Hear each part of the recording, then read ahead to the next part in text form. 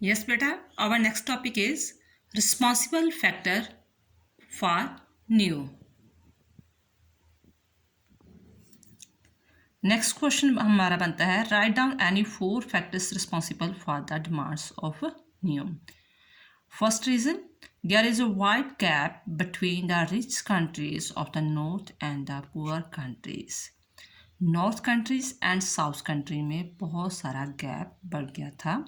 North means USA, England, Italy country, western country.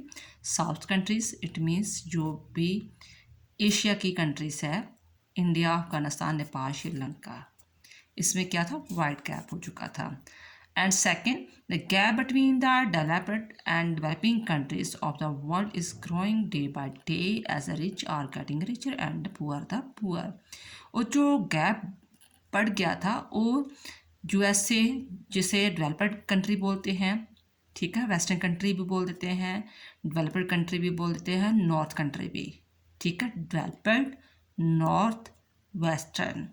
और दूसरी तरफ जैसे डेवलपिंग कंट्री है, जिसे हम डेवलपिंग कंट्री कह देते हैं, पुअर कंट्री बोल देते हैं, साउथ कंट्री बोल देते हैं, ठीक है. और ये गैप जो था, पहले तो हमने कहा गैप बहुत बढ़ गया था, लेकिन ये गैप अब डे बाय डे और भी ज़्यादा हो रहा था. इसके कारण जो रिच कंट्री रिच हो रही थी और पुअर हो रही थी. In spite of the wide difference between the rich and the poor country, the mutual dependence between the both is growing day by day.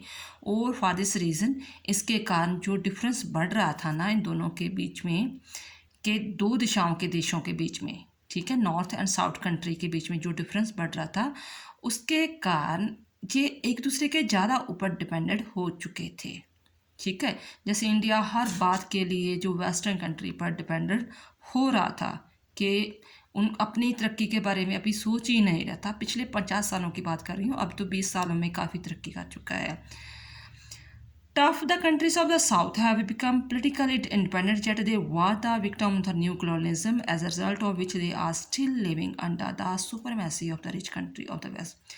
चाहे वो पॉलिटिकल तौर पर इंडिपेंडेंट हो चुके थे, सवजन हो चुके थे, फ्रीडम हो चुके थे, जैसे इंडिया आज़ाद हो चुका था, पाकिस्तान आज़ाद हो चुका था, श्रीलंका कह लो, बांग्लादेश कह लो, लेकिन पॉलिटिकल तो इंडिपेंडेंसी उन्होंने हासिल कर ली थी.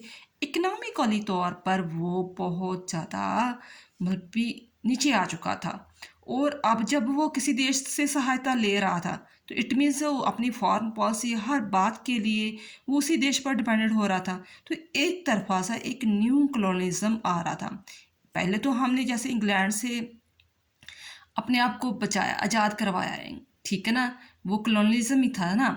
तो अब एक नया टाइप का कॉलोनिज्म आ रहा था, जो जैसे कि वो इकोनॉमिकली था. ये चीज़ें 4 रीज़न थे जिसके कारण जो देशों ने सोचा कि हमें दोबारा से इकोनॉमिकली जो कंडीशन का गैप पड़ रहा है उसे दोबारा से सोचना चाहिए. फॉर दिस रीज़न हमने फिर कुछ दोबारा से न्यू को स्टेबल किया.